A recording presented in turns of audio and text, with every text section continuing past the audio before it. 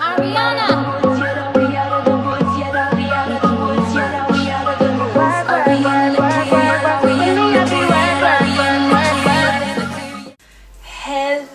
everyone, and welcome back to my channel. It is your girl Simone Nicole back at it again with another video, and I thank you so much for joining me. If today is your first time here, thank you so much for coming across my little old channel, and I hope that you stay for a little while and hit that subscribe button. I think it's down there actually.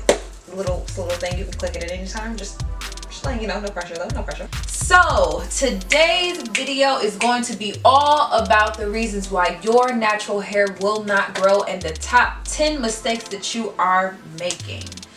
But before we get into that, I actually want to start this new thing on my channel. Lately, I've been starting to gain a little bit more traction. I just hit 500 subscribers. I have a bunch of people that from the beginning have just kind of been showing me a lot of love, and I appreciate it so much.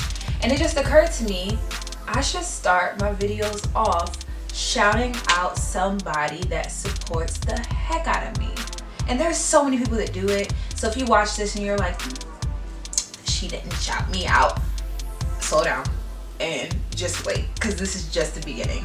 I will feature one person at the beginning of every single video that I upload just to show my appreciation, because it just means so much to me that people are tuning in and watching little old me. So the first person that I would like to give a little shout out to is my friend Danny. Her name on Instagram is Daddy Danny, and she is so freaking hilarious.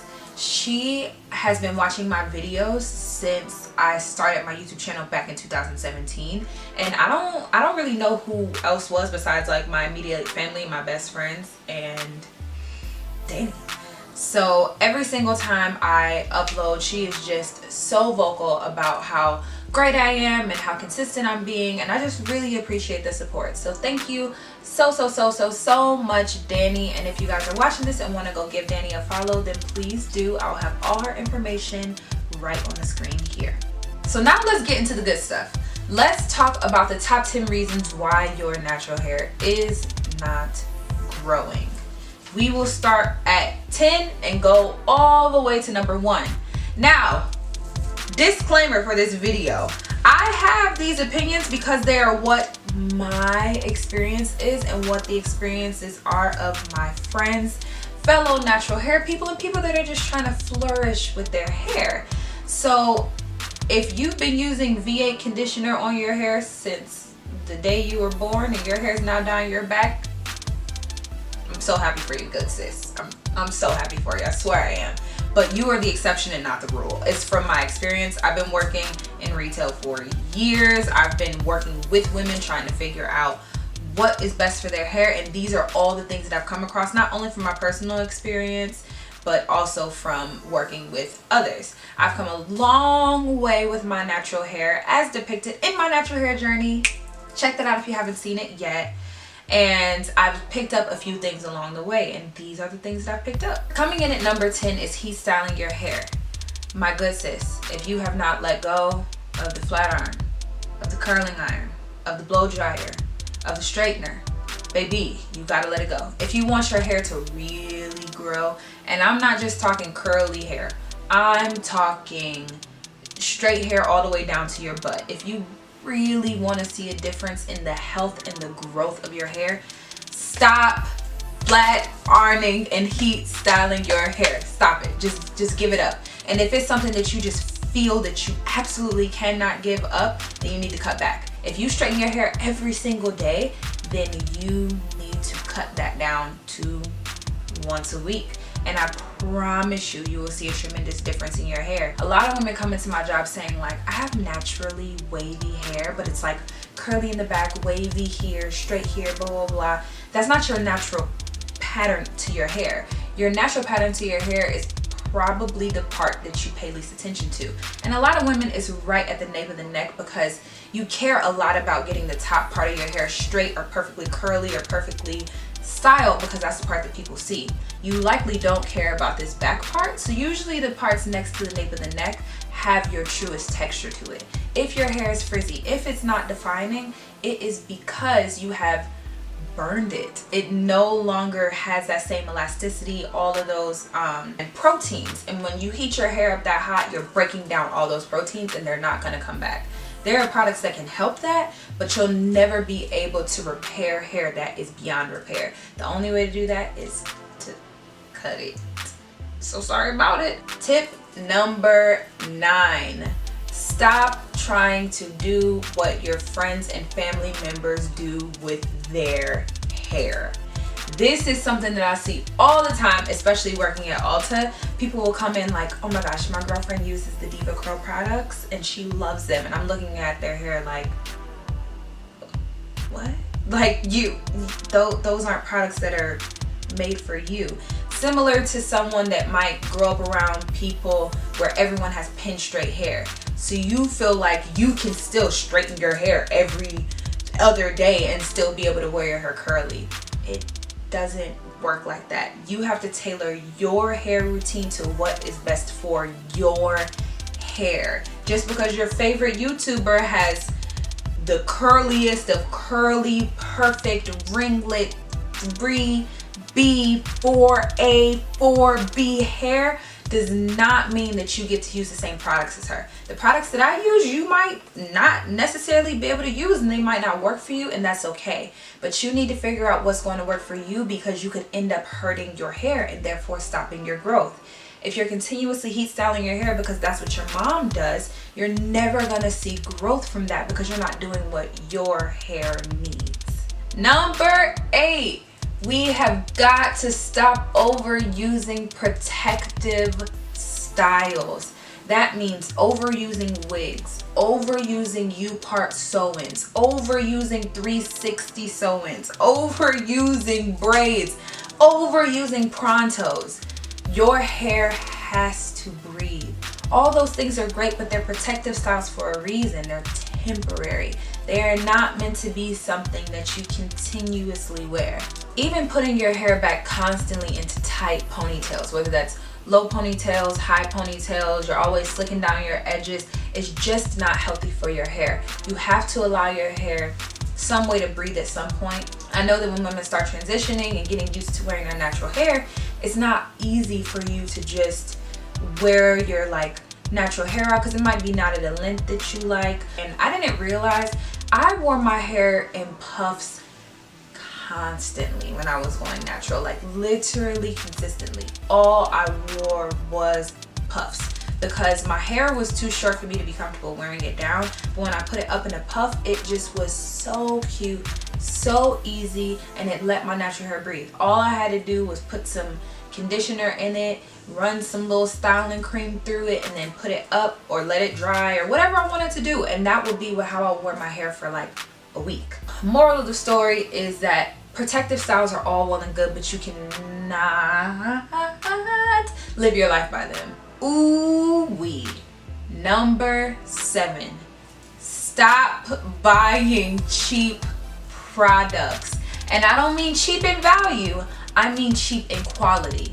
Y'all have got to learn how to turn your products around and read what you're putting into your hair. You should not be slathering products on your hair that are full of silicones and sulfates and parabens and phthalates and alcohol. Not all alcohol. Certain types of alcohol are really bad for your hair, and it is as simple as a Google search to figure out what is good and what's not. There's also this website called CurlBot that you can use, where if you don't know if a product is like curly girl friendly or just good for your hair in general, you can plug it into that website and then it'll tell you whether or not it is good for your hair or not, which I think is really cool. It's not an app, but it's a website, and I think that that's really helpful for someone that doesn't have the same hair knowledge that someone like me per se would have. If you are buying a product and it says it's $5.99, can't do $5.99, and it says free of parabens, free of sulfates, free of silicones, free of alcohol, free of phthalates, only made with locally sourced, the blah blah blah. How do you think that they can afford to make it free of X, Y, and Z but still have you pay $5? It's because they're cutting corners. I didn't realize this because when I went to go get my curly haircut, I'll link that video, or I think there actually. When I went to get my curly haircut, I was like, it says that it, like, I used the Cantu stuff, but it says that it's free of like paraben, sulfates, blah, blah, blah. And they were like, look, anybody can say that. Any company can say that, because in order to be considered free, it only has to have a certain amount. So if they have silicones in it up until a certain amount, they can write on the packaging that it's silicone free. Effed up, I know, right? But it's the same way that companies can write that their stuff is organic, and it's not actually organic. It's only certified organic by the FDA, but that doesn't mean that there are no growth hormones, no HGMOs, no nothing in it. I've read that something is free of silicones and then flipped it over and the fourth ingredient in it was silicone. So you just gotta pay attention. What you put into your hair is what you're gonna get out of your hair. Number 6. This is a controversial one, and it's one that you guys are probably not gonna expect me to say, but you have to stop using oils. Dun dun dun! Yes, I do not use oils in my hair. I plan on doing a video when I hit my 1 year mark on what it has been like to not use not one single oil in my hair. Not one. And the thing behind that is that real moisture comes from water. You don't get moisture from hair products. You get moisture from water. How do you get water into your strands? You wet your hair and then you seal in that water, right? So if you're saying, you know, I'm gonna put this coconut oil all on my scalp and give myself a scalp massage, you have now coated not only your scalp where you want that moisture and penetration to sink in, but also your hair strand. Oil and water do not mix. So if you coat your hair and coat your scalp in oil and then try to rinse it out and get that water to penetrate, it's not going to happen. The water is going to slide right off because it has this oil barrier. So what do? Stop using oils. It's only blocking the moisture that you need to get into your hair.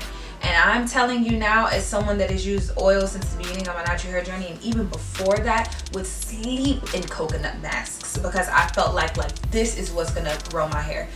Doused my hair in Jamaican castor oil. Ever since I stopped using oil, I have seen a tremendous difference in my hair. Along with many other changes that I made in my routine, stopping my use of oil was very, very transformative to me. And for me, I recommend it to other people because it just makes scientific sense. If oil and water don't mix, you gotta cut out the oil. Number 5, stop relying so heavily on hair supplements.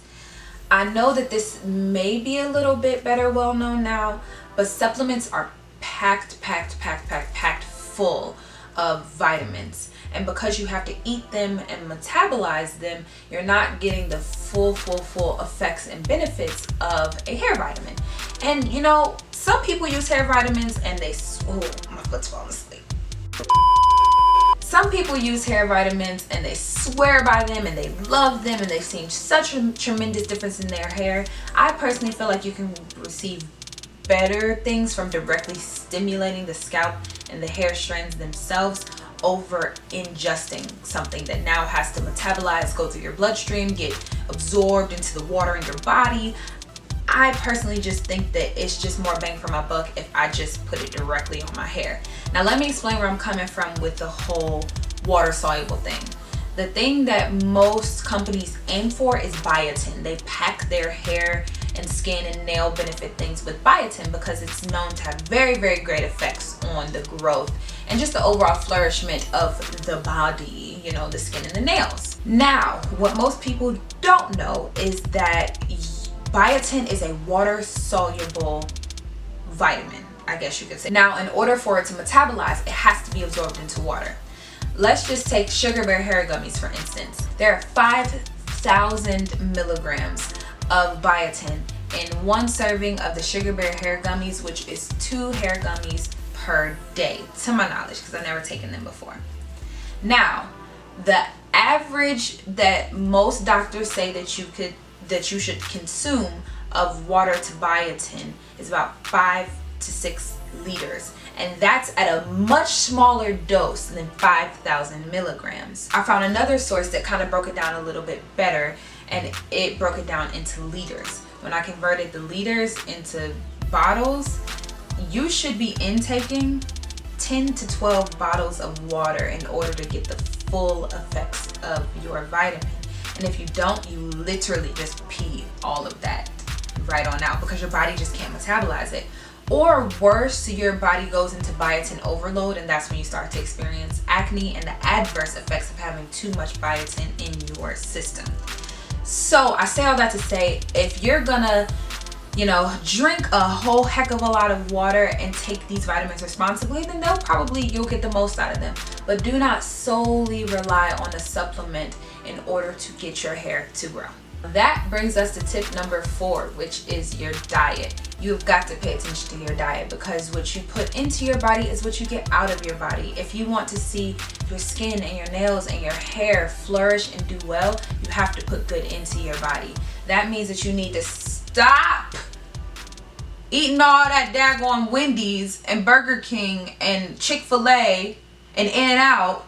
You need to go ahead and, you know what, I'm guilty because I be eating Chipotle all the time. But Chipotle is a fresher option than deep frying every single thing. My point is that you want to try to balance your good fats with your bad fats. I would recommend cutting down your fast food intake and increasing the heck out of the amount of water that you drink. I personally have done both, and I see a tremendous difference in my hair growth. But I drink a whole heck of a lot of water during the day. Like I have to. And I think that that's a great habit to develop if you want to see your hair grow and flourish. Number 3, you are not doing scalp massages. This is so simple and so easy to do. Since I deep condition my hair, which we'll get to, I deep condition my hair once a week, and during that time, I take that time to really get into my scalp and really massage. The reason why massaging your scalp is so important is because when you massage, it stimulates blood flow, and stimulating blood flow to the hair follicle is what increases hair growth. So giving your scalp a nice little scalp massage, once, twice a week, coming through, having bae do it, having mom do it, paying your little brother or little niece or little nephew to do it comes in handy, and it's just very relaxing, and it will encourage hair growth faster, and it's just nice, relaxing, very simple, free 99, something you could definitely start incorporating like now. Ooh, this one is true for non-natural girls and for natural girls, and that brings us to the number 2 reason why your hair is not growing, and it's because you're not trimming it, baby girl. I know so many women that would rather see length than see health, and that is not good. You want your hair to be healthy rather than long. You maintaining like dead ends and fragile hair and all that stuff just to have length. The thing about hair is that when you have a split end, it splits from the bottom, and when you don't take care of it, it starts to split up and up and up and up and further up until you literally have split ends up into your scalp and you have to shave your whole head. Now that's extreme, okay? I get that, but that's worst case scenario. Instead of letting it get to that point, just cut it. And it doesn't even have to be an extreme cut. If you go to somebody that knows what they're doing and you verbally communicate to them, look, I'm trying to get these dead ends off, but I'm not trying to be bald out here. I'm just not trying to bark the bald look. I'm not trying to have my hair up past my ears. 9 times out of 10, they'll listen and they'll work with you, and they'll start that journey with you of getting your hair to grow naturally and cutting off those dead ends. Also, when you get your curly hair trimmed by a professional that knows what they're doing, like I have on multiple occasions, it gives your hair shape. It gives you more volume. Curly hair especially, it grows out before it grows down. We will see our hair go past our shoulders in volume before it will finally drop down and grow. So personally, I would rather not have limp long hair. I would rather have big, full, voluminous hair, and you're not going to be able to do that until you allow somebody to get all of that dead weight off of your hair to reveal the beautiful hair that's under it. And number 1, my number 1 advice to anybody, any curl texture, any straight, pin straight hair could ask me about why my hair isn't growing, and it's because you are not deconditioning your hair. Most women that come inside of my job, or just women that I run into and just talk to, will literally readily admit to me, they're like, what's deep conditioning? They're like, honey, I don't even condition my hair. I just wash my hair and then I just keep it going. Like, I just feel like conditioner weighs down my hair. But then I have bleach blonde hair that's stripped from all the bleach that I've been giving it for the past 20 years, and I don't understand why my hair isn't healthy anymore. Ladies, please deep condition your hair. It is giving your hair time to soak up all that nourishment and really have really good ingredients penetrating the hair shaft.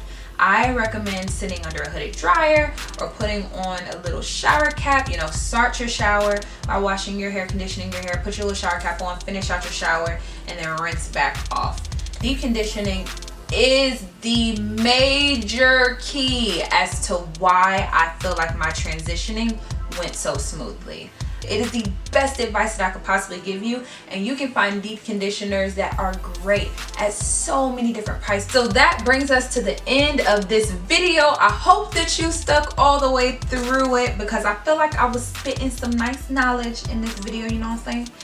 So if you learned anything new, comment down below and let me know. Do you agree with what I'm saying? Do you feel like you've been guilty of some of these, breaking these rules, you know? Do you feel like you're ready to make a change? If any of these things that I've said resonated with you, please do not forget to give me a thumbs up. Don't forget to subscribe. Share this video with someone need some tips. Anyways, that is it, you guys. Thank you all so much for joining me today and spending some time with me. I will see you all very, very soon, probably in the exact same outfit in the next video. Thank you so much. See ya later.